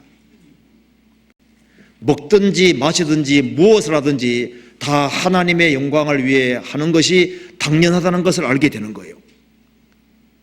그리고 구원을 받고 나면은 주님께서 우리 생각을 바꿔주시기, 고쳐주시기 때문에 성경의 중요성을 깨닫게 되는 겁니다. 그리고 성경 배우는 것이 얼마나 소중한 시간인지를 알게 도와주십니다. 그죠? 그리고 내가 지금까지 속아왔구나. 금세가 전부가 아닌데 영원을 위해 살아야 되는데 지금까지 내가 폭소가 살아왔구나. 그걸 깨닫게 되잖아요. 그리고 이제 시간을 아끼게 됩니다. 물질을 아끼게 되고 이제 무엇을 위해서 시간과 물질을 들여야 될지를 알게 되는 거예요. 내가 그 길을 보았은즉 고쳐주실 것이라. 뭘 고쳐주십니까? 생각을 고쳐주시는 거예요. 사고방식을 바꿔주십니다. 이제 무엇이 가치가 있는 것인지를 보게 해주십니다. 그렇죠? 어디에다가 물질을 투자해야 될지, 어디에 시간을 투자해야 될지를 보게 만들어 주시잖아요. 그리고 욕심이 그렇게 많은 사람도 구원받고 주님이 함께 하시면요, 주님 안에 모든 것이 다 있기 때문에 지족하는 마음을 갖게 되는 거예요. 인생은 나그네 인생이라는 걸 압니다. 그리고 먹을 것이 있고 입을 것이 있으면 족한 줄로 알게 되고, 그리고 영원을 위해 살아야 된다는 것을 알게 되는 겁니다. 사고방식이 바뀌게 되는 거예요. 그리고 교회의 가치를 알게 됩니다. 시간을 아깝게 생각한 사람도 이제 구원받고 나면은 성경을 배우고 말씀을 배우고 신앙생활 잘하는데 시간을 투자하게 되어 있습니다. 사람은 자기가 중요하다고 생각하는 곳에 물질과 시간을 들이게 되어 있는 거예요. 부모는 자녀를 사랑하니까 자녀를 위해서 온갖 물질을 쓰는 걸 악하게 생각 안 하죠. 자녀가 소중하니까. 건강에 대해서 크게 관심 있는 사람은 건강을 위해서라면 물질을 얼마든지 투자합니다. 자기가 소중하다고 생각하는 그곳에 물질이 가게 돼 있는 거예요. 구원받고 나면은 하나님이 소중하신 분이 됩니다. 예수님이 소중하신 분이 되잖아요. 그리고 복음이 얼마나 큰지를 알기 때문에, 영혼이 얼마나 가치 있는지를 알기 때문에 영혼을 위해서 물질을 쓰고 복음 전해지는 곳에 물질을 쓰는 것을 당연하게 생각하게 되는 거예요. 사람은 자기가 중요하다고 생각하는 곳에 시간을 투자합니다. 그리고 신앙생활을 잘하기 위해서 시간을 어디 투자하느냐, 그것이 결과를 만들어냅니다. 그렇잖아요? 무엇인가 결과가 생기기 위해서는 시간을 들이지 않으면 결과가 안 생기는 거예요. 구원을 받은 사람은 살아계신 하나님 앞에서 신앙생활을 잘하기를 원하기 때문에 시간 투자를 어디에 해야 될지를 알게 되는 겁니다. 그래서 우리는 말씀 배우는 시간이 가장 중요한 시간입니다. 그러니까 어떻게 하든 간에 시간을 건져내서 말씀을 배우는 거기에다가 집중 투자를 하는 거예요. 우리가 시간을 만들어서 하나님 말씀 배우고 기도하고 하는데 이 시간 자체를 중요한 곳에다가 들이는 그 사람이 나중에 결과가 나타나게 되는 거예요. 매일매일 성경 한 장씩을 철저히 익히는데 시간 투자하면요, 그럼 1년이면 365장을 혼이 알게 됩니다. 3년이 지나면 1000장 이상을 확실하게 알게 되는 거잖아요. 신앙생활은 잘하기를 원하면서 왜 시간 투자하지 않냐 그 말입니다. 신앙생활을 잘하기를 정말 원하고, 그리고 크리스찬이 되되 주님 앞에 귀하게 쓰임받는 크리스찬이 되기 원한다면은 시간 투자 안 하고 가능하겠습니까? 뭐 사업을 하는 사람이든 뭘 공부를 하든 뭘 하든 간에 뭐가 결과 만들어내려면은 시간 투자가 돼야 되는 거예요. 그런데 신앙생활 하는 데는 조금의 시간을 내고서 어떻게 신앙생활을 힘차게 하기를 원하냐 그 말입니다. 만일 내가 100만 원 투자하면은 1년 후에 1억이 벌린다. 누가 투자 안 하겠습니까? 그런데 영혼이 하나님께로 열려있지를 않습니다. 그래서 주님께서 사고방식을 자꾸 바꿔주시는 거예요. 돈은 있다가도 없는 겁니다. 주님이 무한자라는 거 아시죠? 주님이 무한자인데 나는 보면 아무것도 아니에요. 그런데 무한하신 주님과 연결되면 그 사람 가치가 있는 겁니다. 무한하신 주님과 끊어지면 나는 아무것도 아닌 거예요. 왜 성경에서 베드로가 유명한 사람이 됐습니까? 주님과 연결되기 때문에 그런 거지 않습니까? 아브라함이 왜 유명하냐 그 말입니다. 주님과 연결됐으니까. 주님과 연결 안 된 사람은, 그 사람은 주님 볼 때 아무것도 아닌 거예요. 아무것도 아닙니다.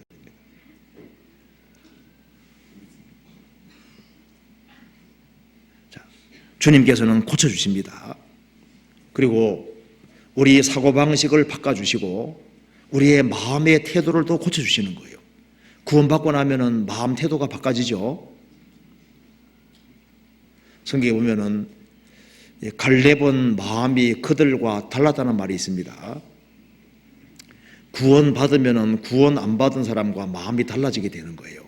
성경 찾아봅시다. 민수기 14장 봅시다. 사고방식이 달라지고 마음의 태도가 달라집니다. 민수기 14장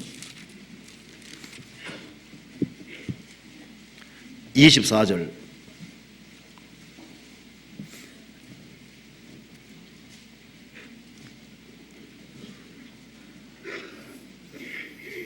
14장 24절 오직 내 종 갈렙은 그 마음이 그들과 달라서 나를 온전히 쫓았은즉 그에 같은 땅으로 내가 그를 인도하여 드리리니 그 자손이 그 땅을 차지하리라.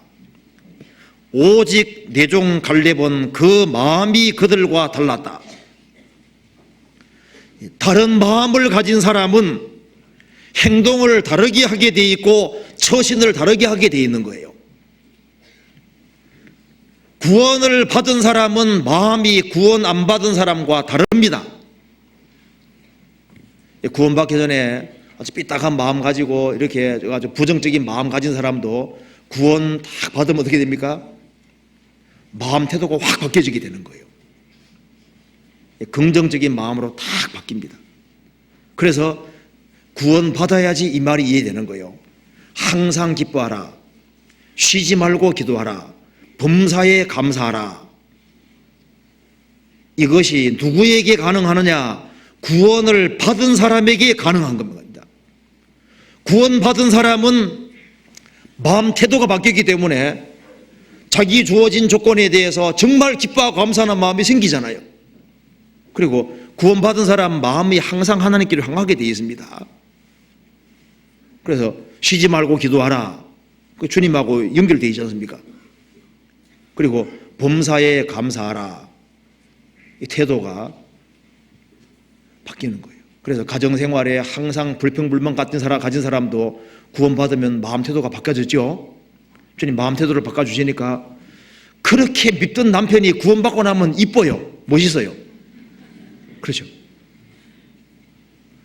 그렇게 불평불만이었는데 구원받고 나면은 마음 태도가 바꿔집니다. 겸손의 영이 들어오셨기 때문에 마음을 확 낮추는 거예요.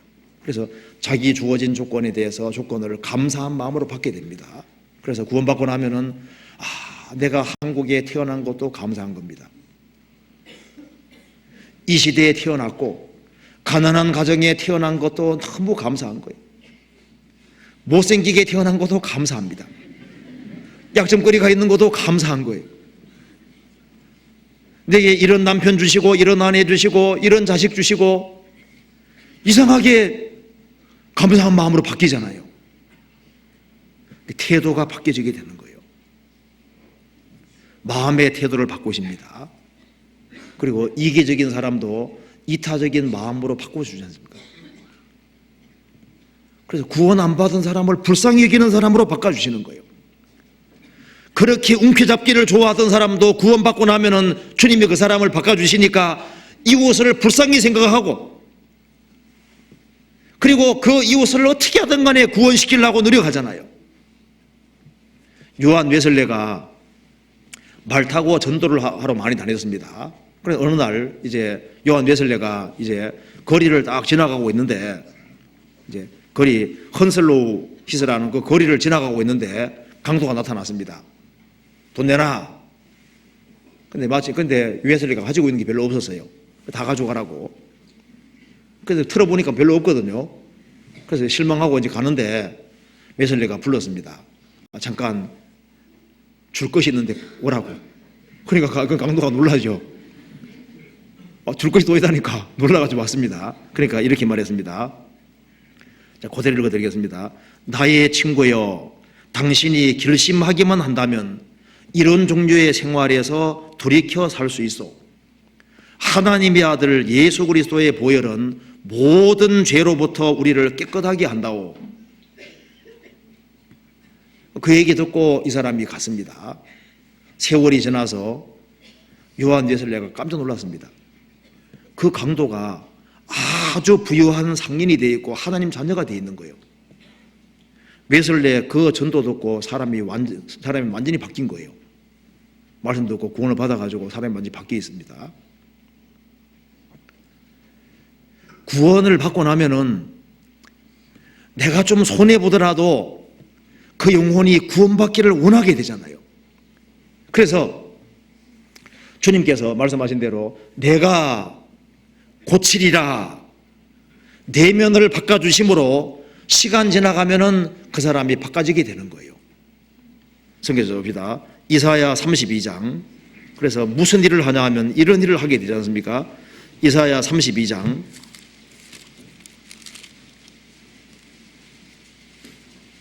32장 8절입니다.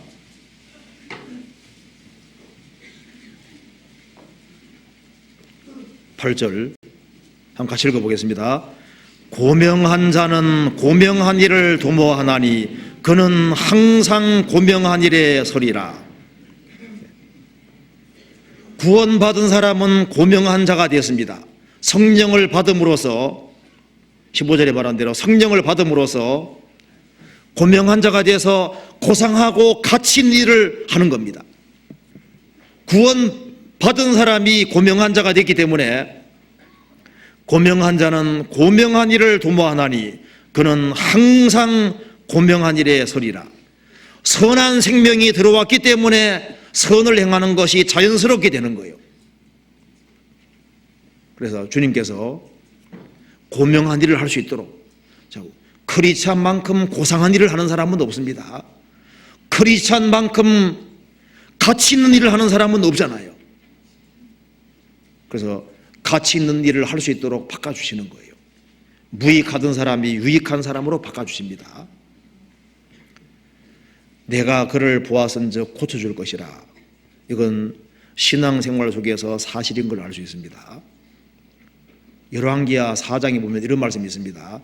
엘리사의 생도들이 이제 나무를 캐러 갔다가 야생 덩굴 들 외를 따가지고 온 거예요. 그걸 솥에 놓고 끓였는데 그 속에 뭐가 있었습니까? 사망의 독이 있었잖아요.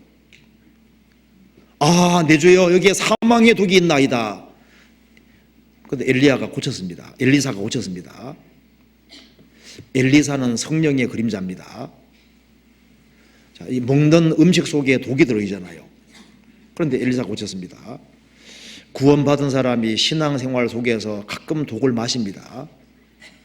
책 보다가도 책을 보는 가운데 이상한 독을 받아들이는 거예요.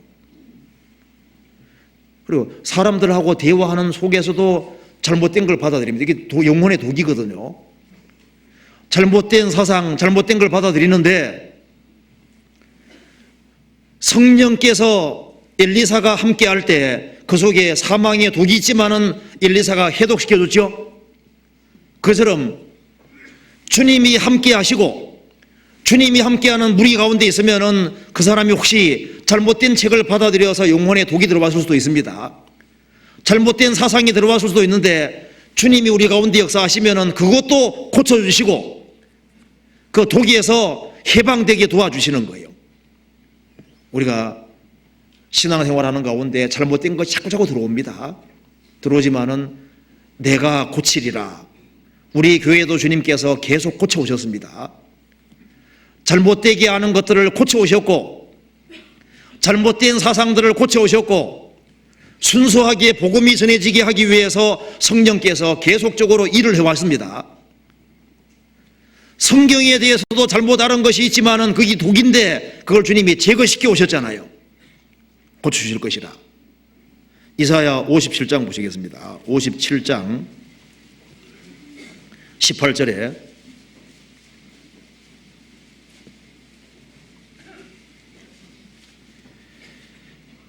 내가 그 길을 보았은즉 그를 고쳐줄 것이라.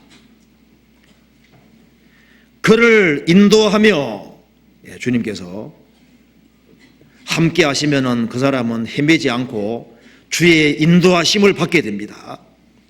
내가 그를 인도하며 여호와는 나의 목자시니 내가 부족함이 없으리로다. 그가 나를 푸른 수상에 누이시며 쉴만한 물가로 인도하시는도다. 출애굽한 이스라엘 백성들은 하나님께서 광야로 인도하시고 가나안 땅으로 인도하셨습니다. 주님이 함께 하시면은 그는 성령의 인도를 받게 되는 거예요. 내가 그를 인도하며, 아가서에 보면은 입맞춤이 있고 그 다음에 침궁으로 인도하시고 그 다음에 천지집으로 인도하시고 그 다음에 평탄한 길로 인도하시고 나중에는 8,000m가 넘는 헐몬산까지 인도하시고 그 다음에 먼 포도원까지 인도하시잖아요. 주님 함께 하시면은 주님이 그 사람을 이끌어 가시는데, 주님과 개인적으로 교제하는 자리로, 구원받은 사람들이 모인 무리 속으로 인도하시고, 그 사람의 신앙의 정도에 따라서 평탄한 길로 인도하시고, 그리고 신앙이 좀 더 성장하면은 험악한 곳으로도 인도하시고, 그 사람을 인도하십니다. 그리고 그 사람을 인도해 가시는데 위로 걸어갈 수 있도록, 위로 향한 생명길을 걸어가도록 인도해 가시는 거예요. 어떤 사람이 소년이 둘이 있었는데, 한 소년은 땅을 자주 보고 다닌 겁니다. 땅에 보니까 뭐 떨어진 게 많이 있습니다. 그래서 평생 땅을 보는 사람이 됐는데요, 능마주의 됐답니다. 능마주의가. 한 사람은 항상 위를 쳐다보고 살았답니다. 나중에 아주 큰 기업의 회장이 됐다고 하는데요, 그건 세상 사람 얘기고, 구원받은 사람, 구원받지 아니한 사람들은 땅의 소망이죠. 구원받은 사람은 저 천성을 향해서 걸어가도록 주님께서 만들어 가십니다. 그를 인도하며 주님께서 구원받은 사람 인도하십니다. 그를 인도해서 하나님의 깊은 곳으로 이끌어 가시는 거예요. 구원받을 때 성경 속에 들어왔습니다. 그런데 이 성경 속으로 더 들어가게 만들어 주시는 거예요. 우리는 그리스도 밖에 있었습니다. 이제 그리스도 안에 걸어가도록 이끌어 가시잖아요. 내가 그를 인도하며 인도해 가십니다. 구원받기 전에는 몰랐는데 구원받고 나면은 만물 안에 들어왔지 않습니까? 구원받고 난 다음에 만물 보면 전부 다 교과서입니다.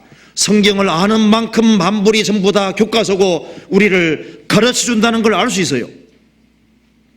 내가 그를 인도하며 인도하십니다. 그와 그의 슬퍼하는 자에게 위로를 다시 얻게 하려 하리라. 통회하는 사람, 낮은 마음으로 행하는 사람, 그 사람은 하나님의 위로가 있습니다. 세상 사람들이 위로해 주지 않을지라도 하나님의 위로가 있습니다. 야곱은 에서가 죽이려고 해서 저 하란으로 가는 길에 광야에서 쓸쓸히 잠이 들었죠. 하늘이 열리고 하나님께서 축복해 주셨습니다. 위로를 다시 얻게 하리라. 하나님 위로가 있습니다. 사도 요한이 전도하다가 반보섬에 잡혀갔습니다. 반보섬에서 하늘이 열리고 하나님께서 신령한 것을 보게 해주셨습니다. 그는 비록 외롭게 반보섬에 살았지만은 얼마나 마음에 큰 위로가 있었겠어요.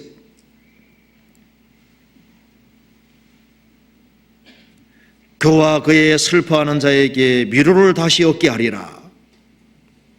하나님 약속입니다. 그리고 19절에 입술의 열매를 짓는 나 여호와가 말하노라. 구원받기 전에 입이 험악해서도 주님이 함께 하시면은 우리 내면을 바꿔주시기 때문에 입술의 열매를 만들어내는 여호와입니다. 입술을 바꿔버려요.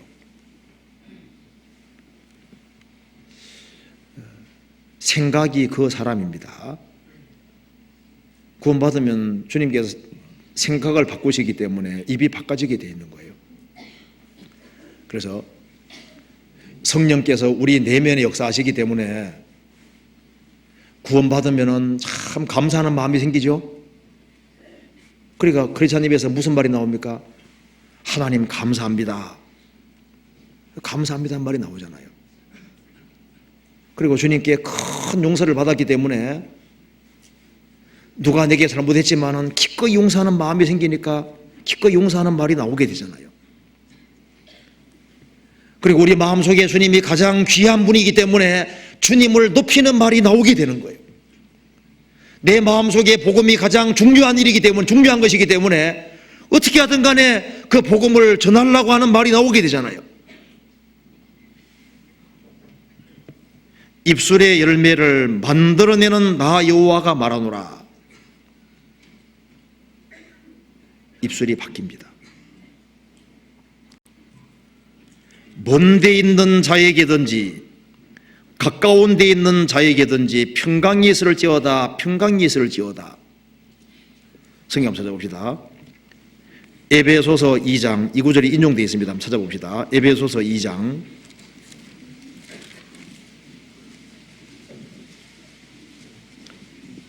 17절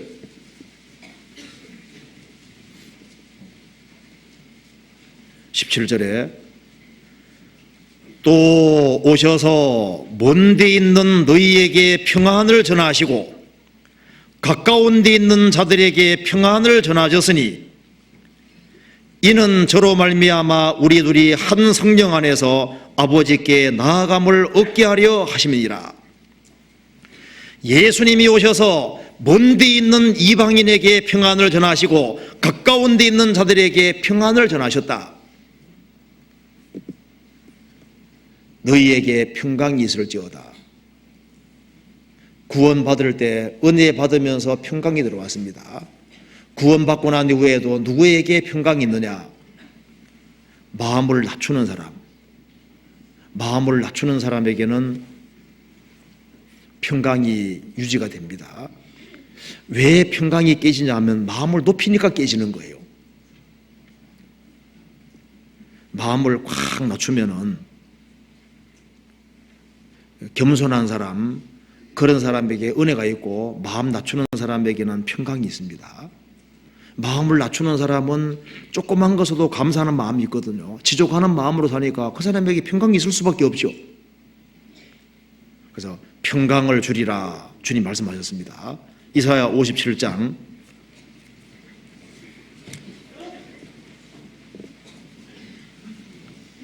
20절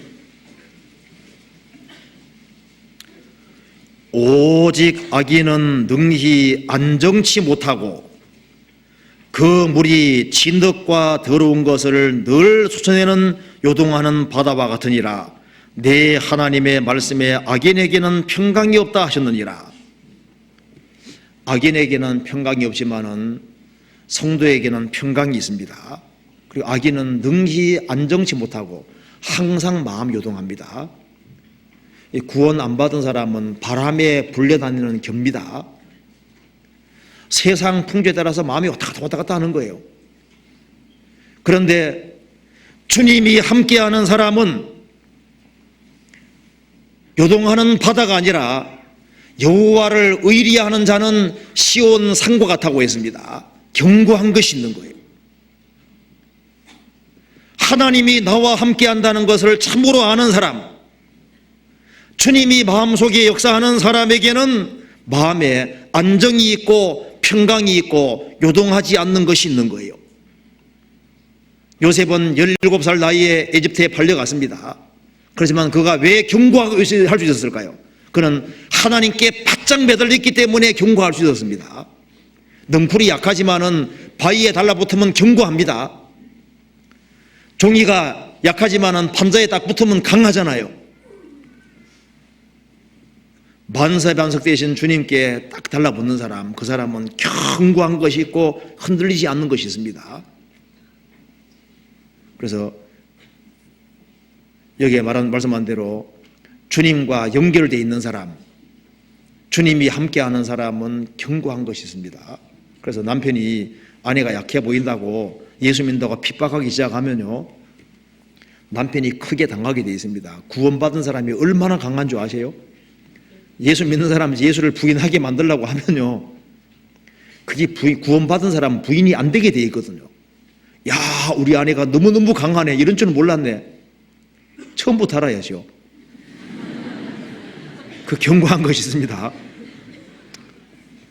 구원 안 받은 사람은 바람에 날려다니는 겨라고 했습니다. 의인은 물가에 심겨진 나무라 그랬거든요. 그리고 구원을 받은 이후에도 보면은 더 마음이 견고한 사람이 있잖아요. 어떤 주인하고 종이 대화를 하는데 둘 다 크리스찬입니다. 주인이 보니까 종이 신통한 거예요. 마음에 흔들림이 없는 거예요. 그래서 야, 너는 참 용하다. 어떻게 그렇게 마음에 흔들림이 없느냐 하니까 주인님은 말씀 위에 굳게 서 계시고 저는 말씀에 납작 엎드려 있습니다. 말씀이 굳게 서 있으니까 흔들흔들한데 저는 아직 말씀에 딱 달라붙어 있으니까 흔들리지 않는다는 거예요. 그렇죠. 막 이렇게 달라붙는 사람, 그 사람은 주님께서 견고하게 만들어 주십니다. 그리고 그리스도인들이 왜 안정이 있냐 하면은 감당할 이상의 시험이 없는 거예요. 만일 감당할 이상의 시험을 주면 흔들릴 거 아니에요. 근데 시험 당할 즈음에 피할 길을 주시고 감당할 이상의 시험을 안 주십니다. 그러니까 크리스찬이 견고할 수 있는 거예요. 주님의 지켜주심이 있습니다. 그래서 주님이 함께하는 사람에게는 마음의 안정이 있습니다. 그러면은 구원받은 개인에게도 안정이 있다면은 주님이 세우신 주님 몸된 교회에는 얼마나 더 큰 안정이 있겠습니까? 그래서 개인도 흔들 수 없는데 그렇지 않습니까? 주님이 함께 하시는 그 개인을 흔들어도 그 개인도 끄떡하지 않고 딱 서 있는데, 버티고 서 있는데, 그러면 주님이 세우신 교회는 개인도 핍박해도 쓰러지지 않는데 교회 핍박하면 쓰러지겠어요? 너는 베드로라, 내가 이 반석 위에 내 교회를 세우리니 음부의 권세가 이기지 못하리라. 이 교회를 핍박한다고 해서 교회가 흔들리겠어요? 그게 착각입니다. 그래서 주님이 함께 하시면 이렇게 바꿔주시는 거예요. 그리고 그뿐 아니라 장차 보상이 있잖아요. 57장 13절에 내가 부르짖을 때 내가 모은 우상으로 너를 구원하게 하라. 그것은 다 바람에 떠가겠고 기운에 불려갈 것이로되. 우상과 우상을 섬기는 사람들은 다 없어집니다. 이 세상도 정욕도 지나갑니다. 하지만 나를 의리하는 자는 땅을 차지하겠고 나의 거룩한 산을 기업으로 얻으리라. 의인은 죽을지라도 2절에 말한 대로 평강에 들어갑니다. 나를 끝까지 의리하고 사는 사람, 하나님을 의리하고 사는 사람은 영원한 새하늘과 새 땅에 들어갈 뿐 아니라 그곳에서 우리의 기업과 몫이 있습니다. 로마 10장에 말씀한 대로 주의 이름을 부르는 모든 자에게 부유하시도다. 세상에서 크리스찬만큼 부유한 사람은 없습니다. 무명한 자 같으나 유명한 자요. 가장 유명한 사람이 크리스찬이 아니에요? 천사들이 부러워하는 존재는 크리스찬밖에 없습니다. 그리고 아무것도 없는 것자 같으나 모든 것을 가진 자로다. 그리스도를 소유한 사람은 다 가진 사람입니다. 아브라함은 쓸쓸하게 가나안 땅에서 홀로 거했지만은 하나님이 말씀하시기를 아브라함아 나는 너의 지극히 큰 상급이니라. 하나님이 아브라함의 상급이었습니다. 주님과 함께하는 사람, 그 사람을 위해서는 따로 영광을 주님 준비해 주신 겁니다. 그리고 천국은 누가 사느냐 하면은 통회하고 마음이 겸손한 사람들, 여호와를 의리한 사람들, 주님을 섬기는 사람들이 저 위에서 같이 만나고 저 위에서 같이 살게 되는 거예요. 거기에는 교만한 자가 없을 겁니다. 거기에는 죄도 없을 겁니다. 우리는 그곳에서 살게 되는 거예요. 구원받은 사람의 신앙생활은 다 기록이 되고 있습니다. 우리는 이 세상에 살면서 영원을 위해 살아가는 사람입니다. 우리에게 필요한 것은 간단한 겁니다. 주님 말씀하시기를 내가 너를 고쳐줄 것이다. 내가 너를 인도해 주실 것이다. 내가 너를 위로해 줄 것이다. 내가 너의 입술을 바꿔줄 것이다. 너에게 평강을 줄 것이다. 너에게 안정을 줄 것이다. 우리가 할 일은 뭐겠습니까? 우리는 통회하고 죄를 가슴 아파하고 정말 죄에서 뉘우치고 돌이키는 마음을 갖는 이게 중요한 거예요. 그 죄를 슬퍼하는 겁니다. 죄 때문에 예수님이 죽으셨잖아요. 그리고 마음을 낮추는 겁니다. 마음을 더 낮추면 더 큰 은혜가 임하게 될 겁니다. 그리고 오직 나를 의리하는 자, 하나님을 기대고 그리고 하나님께서 정도 바른 길을 준비해 두셨기 때문에 그 바른 길을 끝까지 걸어가는 거예요. 그리고 이게 마지막으로 구원받지 아니한 사람은 10절에 말한 대로 내가 길이 멀어서 피곤할지라도 헛되다 아니하면 내 심이 소성되었으므로 쇠약하여 가지 아니함이니라. 구원을 받지 아니한 사람도 우상을 향해서 그렇게 열심입니다. 피곤할지라도 피곤하다고 생각하지 않고 하는 거예요. 우리는 만왕의 왕 되신 주님을 섬깁니다.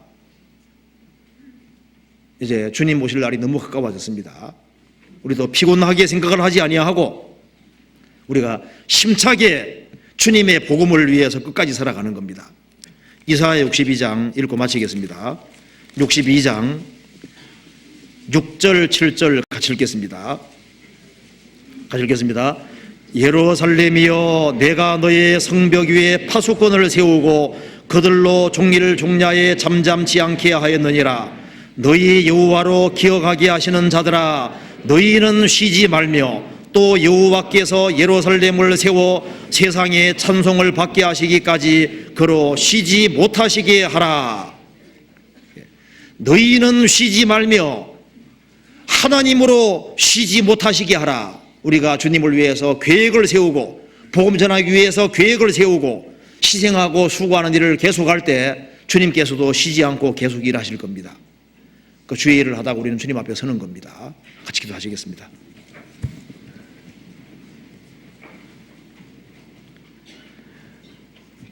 은혜와 사랑이 충만하신 하나님 아버지 감사합니다. 저희들을 구원해 주시고 저희를 인도해 가심을 믿고 감사합니다. 저희들에게 더욱 낮은 마음을 주시고 섬기는 마음을 주시고 주님을 가까이 따를 수 있는 마음을 허락해 주시고 우리의 심정이 회복이 되어서 주님 역사를 이룰 수 있도록 도와주옵소서. 가정가정마다 주님 지켜주시고 담대하게 주님을 의지하며 생을 살아갈 수 있도록 도와주시고 그리고 주님께서 맡기신 사명을 잘 감당할 수 있도록 도와주옵소서. 세계적으로 복음이 날로 활발하게 전해지고 있습니다.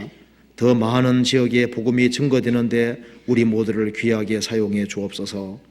우리 구주 예수 그리스도 이름 받들어 기도하옵나이다. 아멘. 찬송 같이 부르시겠습니다. 183장입니다.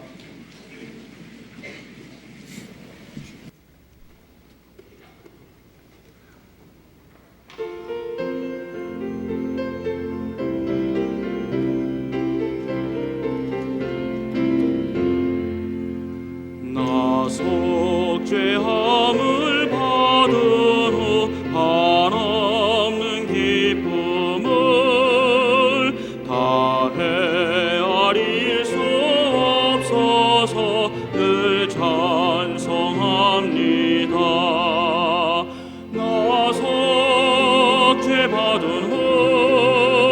나 속죄받은 후 주를 찬미하겠네. 나 속죄받은 후 주의 이름 찬미하겠네. 나 속죄함을 받은 후 내 맘이 새로워 주 뜻을 준행하면서 죄 길을 버리네.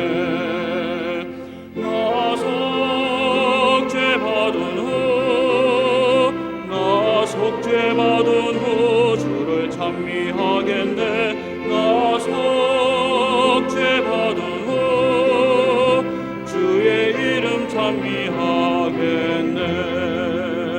나 속죄함을 받은 후 성령이 오셔서 하나님 자녀 된 것을 증거합니다.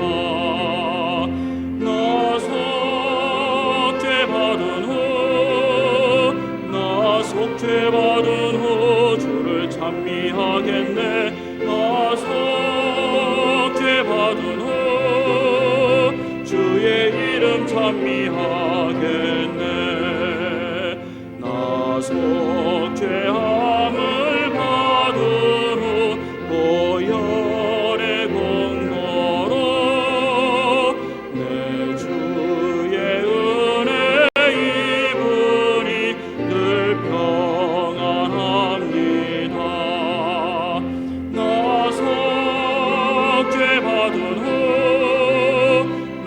속죄받은 후 주를 찬미하겠네. 나 속죄받은 후 주의 이름 찬미하겠네.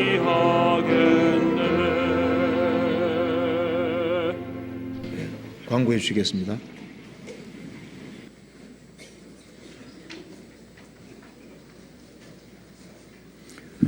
광고 말씀드리겠습니다.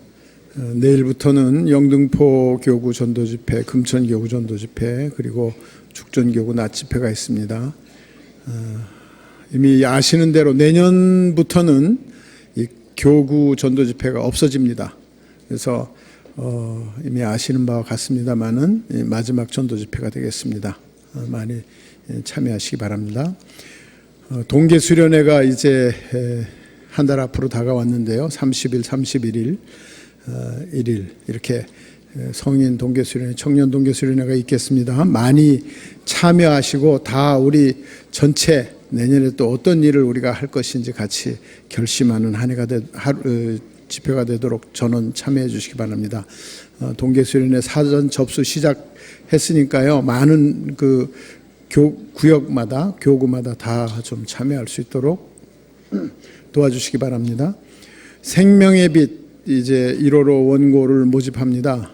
시 간증 수필, 논고, 시사 카툰, 광고 이미 익히 아시는 대로 그렇습니다. 그러니까 많이 원고 응모해 주시기 바랍니다. 광고 마치겠습니다. 예, 마치겠습니다. 자료 교체하십시오.